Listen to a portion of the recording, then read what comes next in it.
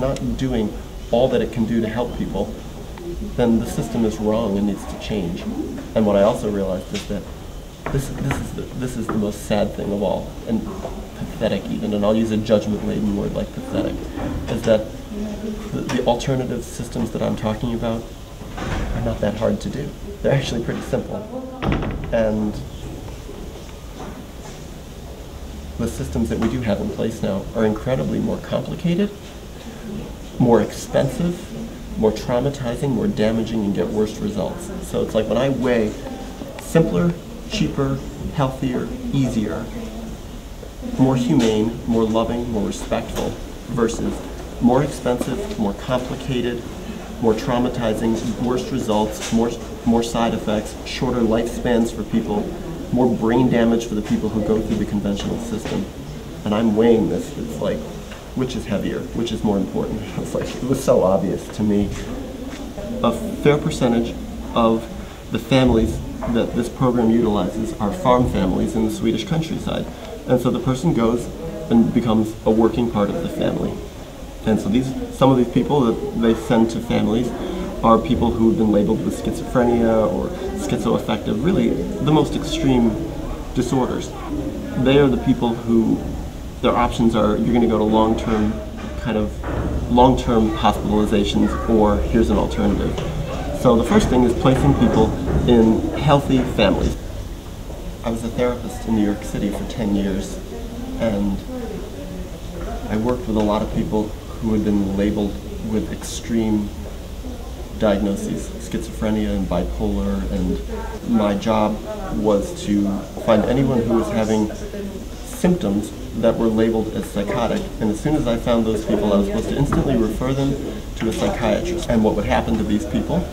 They would go to a psychiatrist, and the psychiatrist would do a checklist of symptoms, and then find the appropriate medication.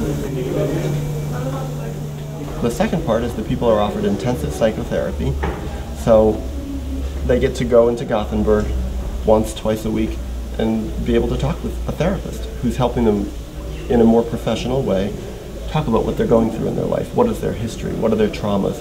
What have they been through? What are they feeling? What are they thinking? How is it living with this family? Are they enjoying living with a family? What are the stresses? Often it's incredibly stressful for someone who's been institutionalized for many years to suddenly jump into a functioning family. It's family therapy, it's also psychodynamic therapy, it's whatever kind of therapy might work with the people who are so-called clients. What I saw was that by doing what I was supposed to do, the people who I was being hired to help were not being helped. I realized that if I did what I was supposed to do, that I was actually not helping people, and on the contrary, I was hurting them. And the reason I knew I was hurting them is because I listened to what they were saying. And I realized that it was horrible for them, that they didn't like the treatment they were getting, and they didn't find it helpful.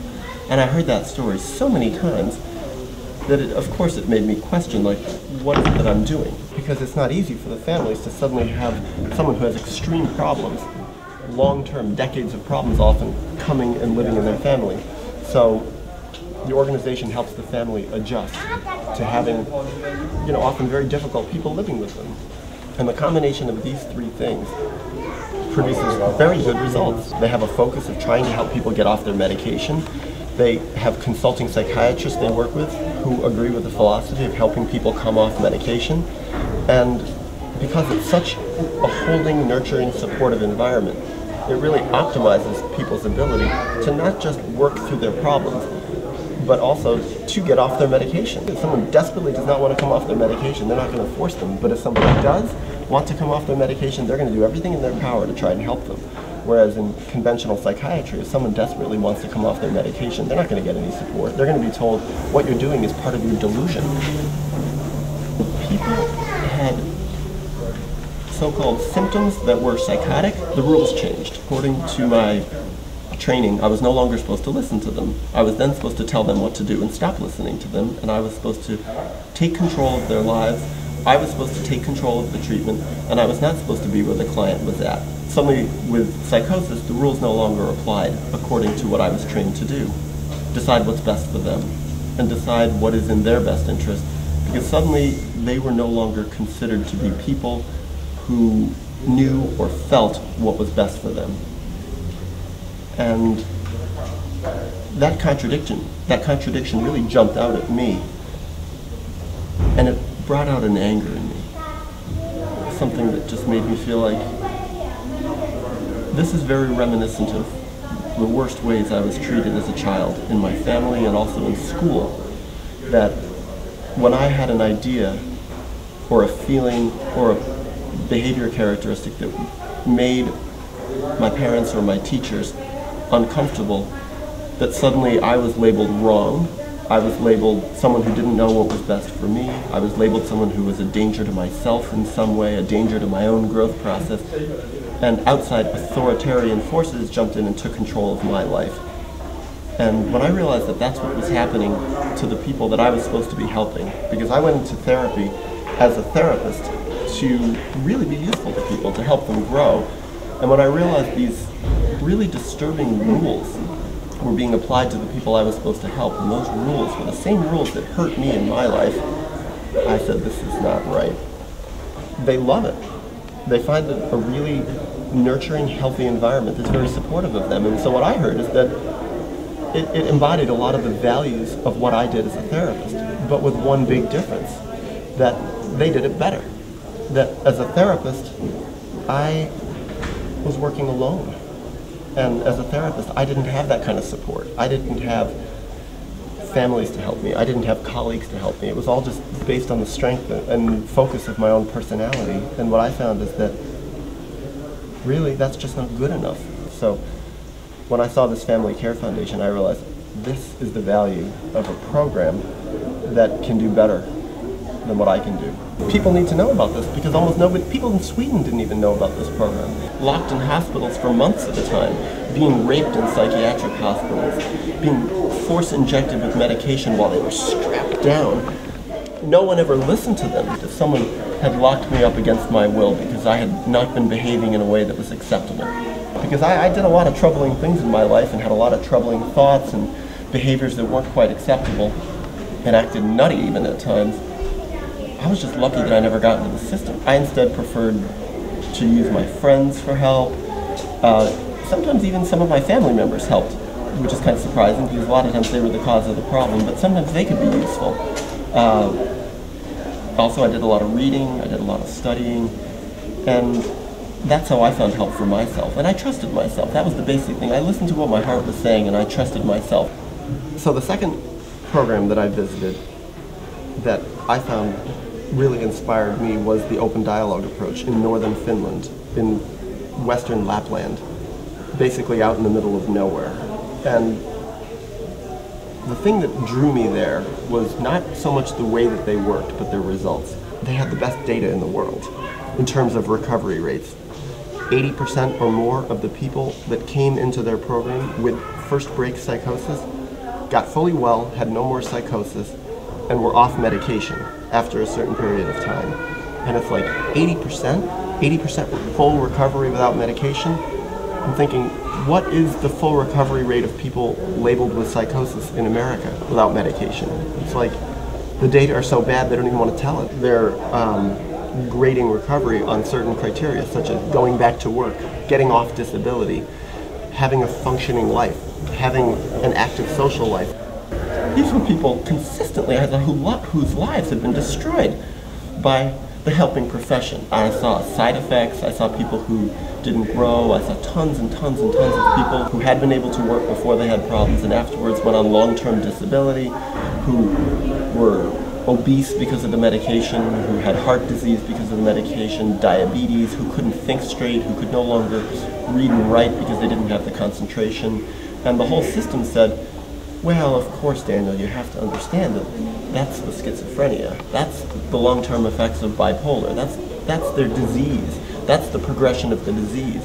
But when I actually listened to people talk, I realized this isn't schizophrenia. This isn't bipolar. This is the long-term effects of a system that screwed them up. No matter who I was working with, and no matter what their problems were, no matter how serious their problems were, they knew what was best for them.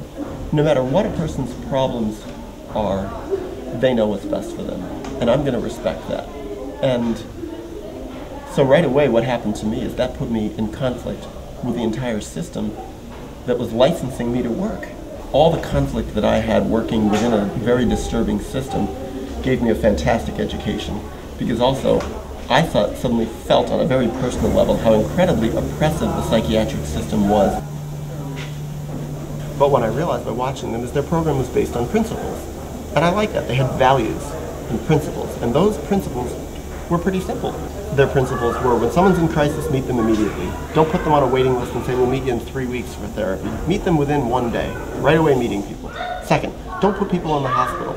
Don't rip them out of their environment and put them in this artificial, sterile, damaging environment. So if at all costs, avoid hospitalization. The third thing, don't put people on psychiatric medication if at all possible. Don't put them on neuroleptics. Avoid antipsychotic medication, because what their data showed was that when people get on antipsychotic medication, very often they don't get well. Engage people's social networks. Get their family in there. Find out whoever's important to this person, their boyfriend, their girlfriend, their husband, their wife, their children, their parents, their friends. Their conception of this thing called psychosis is it's not something residing in an individual's brain. It's a problem with social relationships, it's a problem with our social history, it's a problem with traumas. So to them, it's logical to see this as a problem of a social network.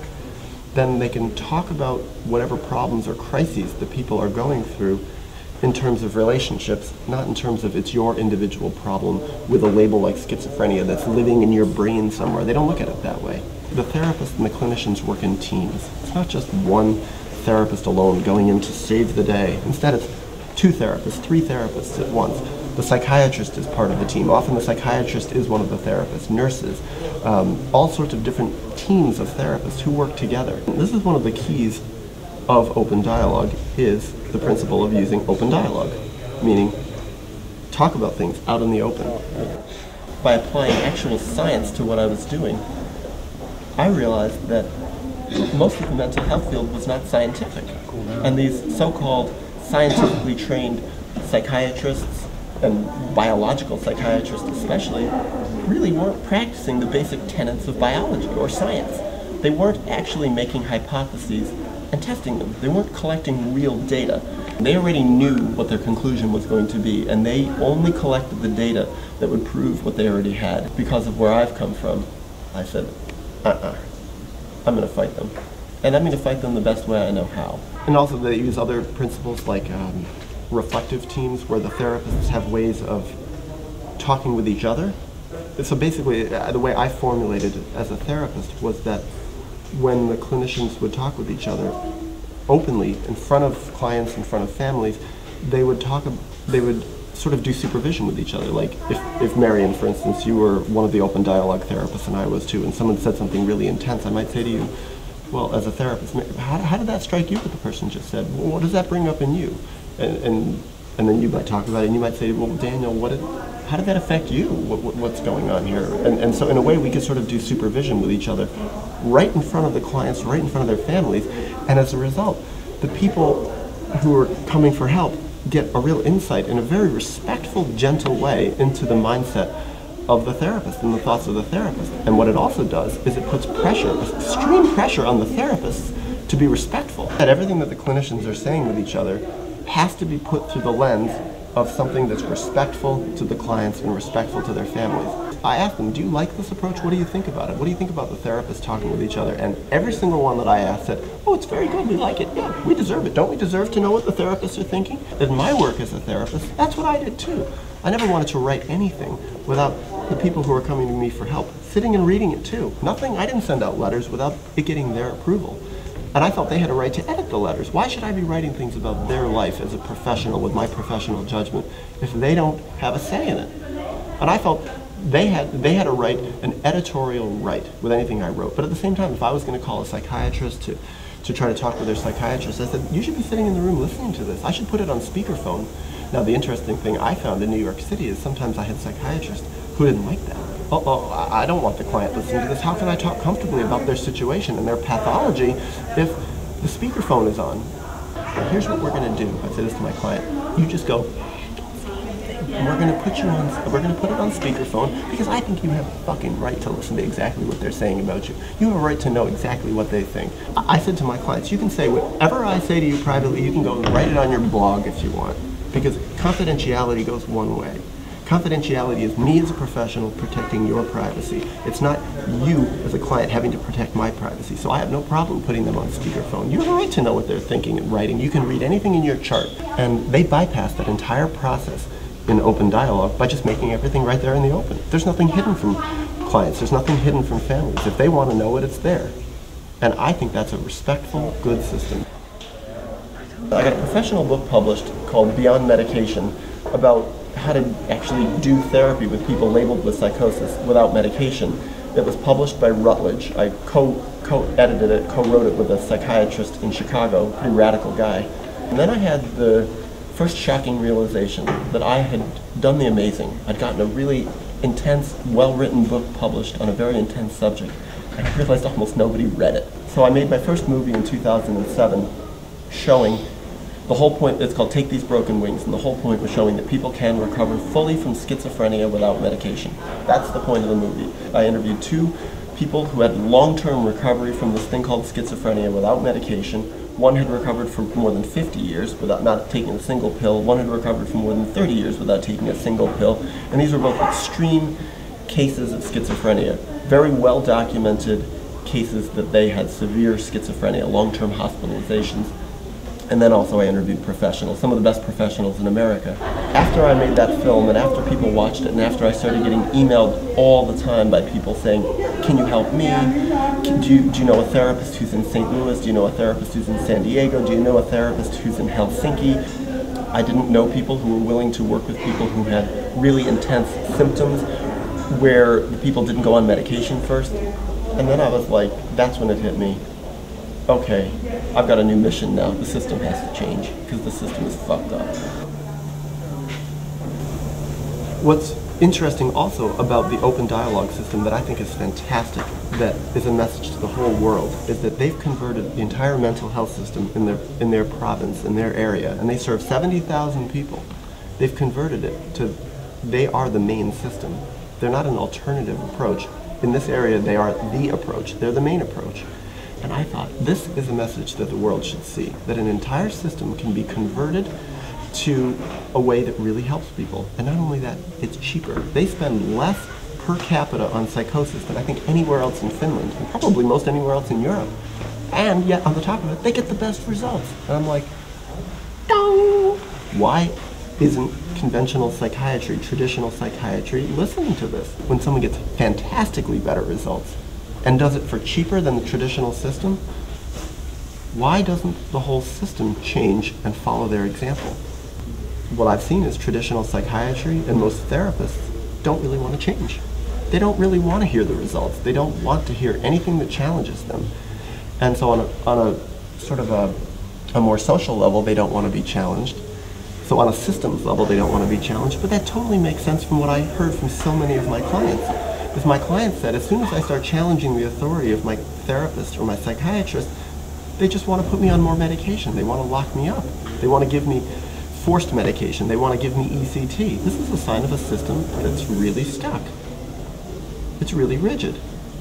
And I think, God, I could actually diagnose this system. And I could come up with all sort of diagnostic labels for the whole system. And so it's actually an incredibly hard challenge, how to change the system.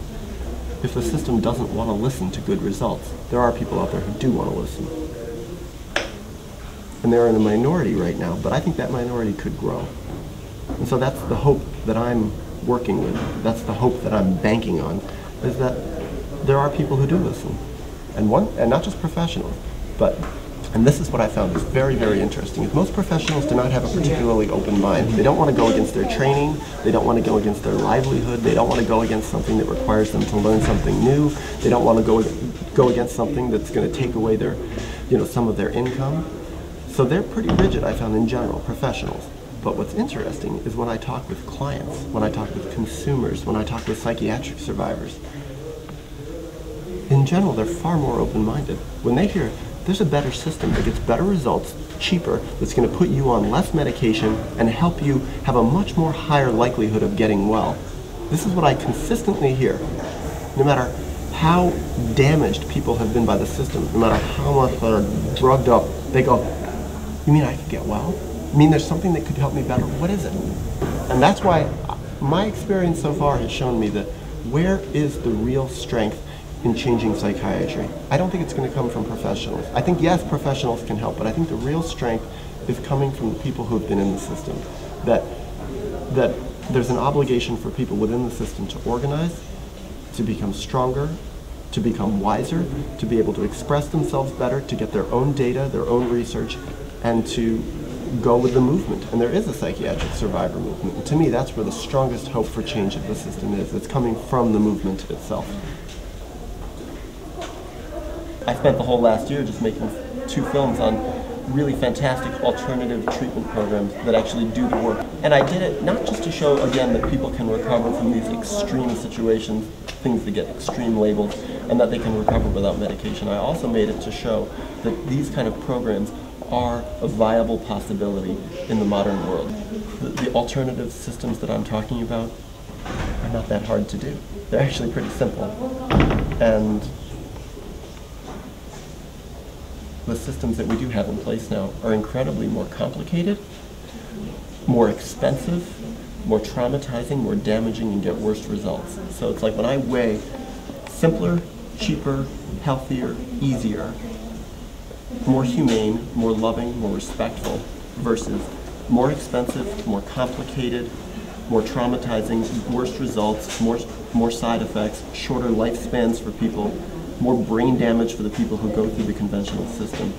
And I'm weighing this. It's like, which is heavier? Which is more important? It was so obvious to me. So that's my motivation now, how to spread the message and how to change the whole system.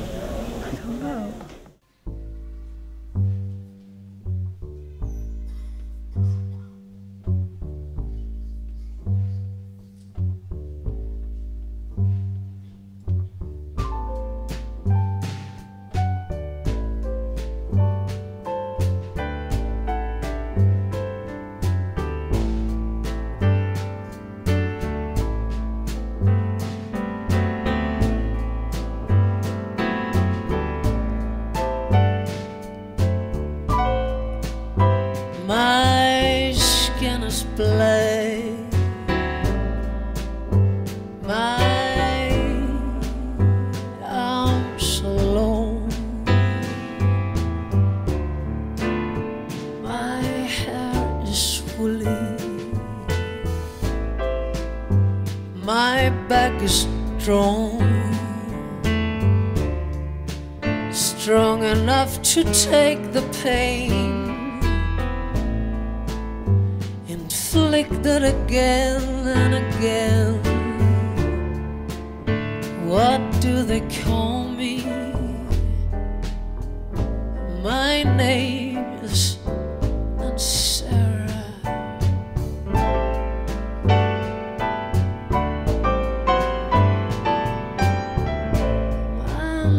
name is not Sarah. My skin is yellow, my hair is long, between 2 worlds I do belong. My father was rich and white, forced my mother late one night. What do they call me? My name is Sophronia. My name is Sophronia.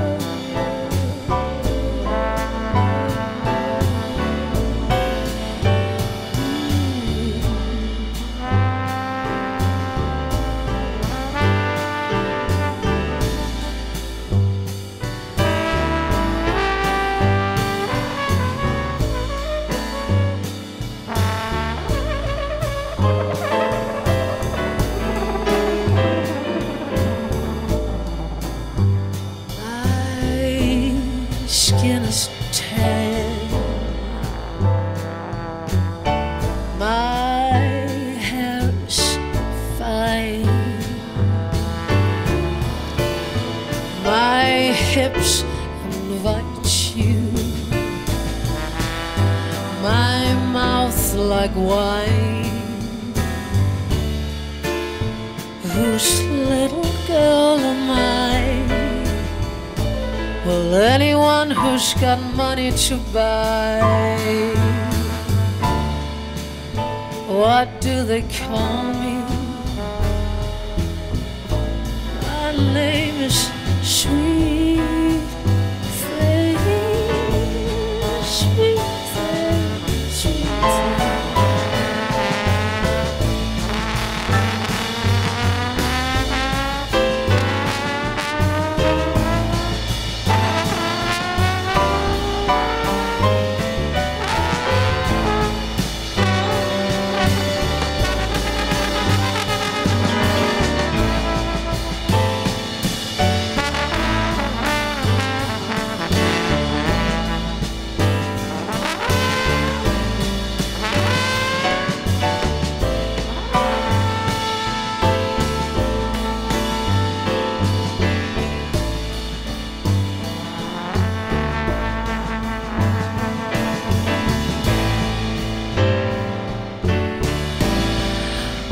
My skin is brown and my manner is tough. I kill the first mother I see. My life has been rough. I'm awfully bitter these days, because my parents were slaves. What do they call me? My name is PJ.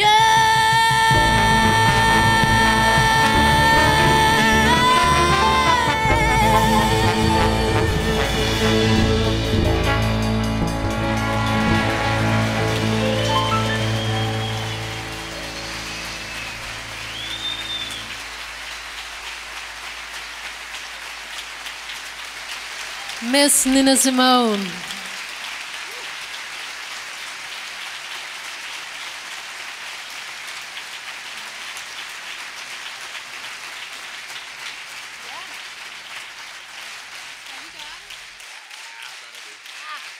Prøv lige her. Jeg skal lige... Hey, jeg glemte at introducere bandet. Det er jo ikke så godt. Det er jo sådan noget, man gør, når det er jazz. Og nu vi har Mads Hyne på trombonen.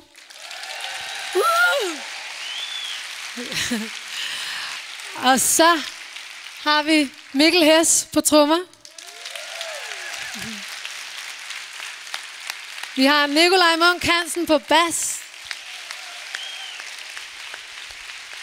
Og vi har Nikolaj Hess på klaver. Og så vil jeg også sige en særlig tak til Jakob Dinesen, som har været tovholderen og initiativtageren til det her med at gå ud og spille Billie Holiday. Så Jakob Dinesen.